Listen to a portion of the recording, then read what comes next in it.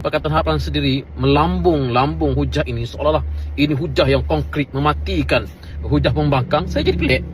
Kenapa pula pemimpin Pakatan Harapan yang mengagung-agungkan hujah ini, sedangkan yang menjanjikan supaya Perdana Menteri dengan Menteri Kewangan ini dipisahkan ialah Pakatan Harapan sendiri. Kita tak petikai pun yang itu. Yang kita petikai kan janji Pakatan Harapan sendiri.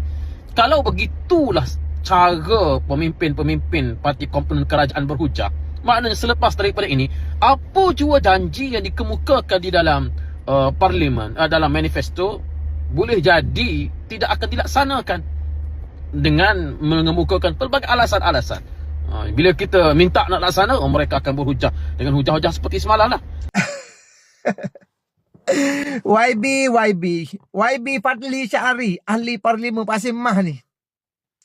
Tak cukup di dalam parlimen, buat video. Nak kena tunjuk kepada rakyat ni. Yelah, takkan nak tengok rakyat je nak tengok video pembangkang kena belasah dengan kerajaan saja. Jadi kena buatlah video, tunjuk kepada penyokong dia ni. Tapi itulah kan bila buat video, mana kata tak ada orang boleh lawan lah. Bercakap seorang tak ada orang boleh lawan.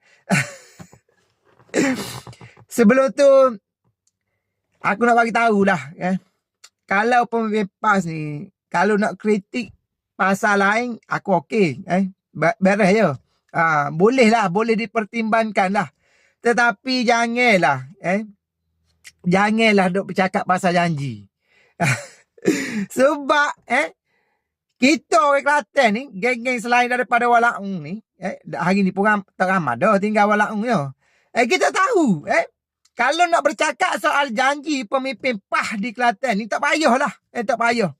Kita dah nampak dah macam mana pemimpin PAS di Kelantan ni, bila mana dia berjanji, cakap nak buat itu, nak buat ini, tetapi hakikatnya boleh tengok dan nilai lah sendiri. YB, kalau YB nak mengajar PMX kau, nak ajar pemimpin kerajaan kau, suruh tunai janji, sepatutnya YB kena bagi tahu tu kepada pemimpin adun esko kerajaan PAS di Kelantan tu, tunailah janji hok dia nak buat itu, nak buat ini. Tak payah cakaplah pasal janji.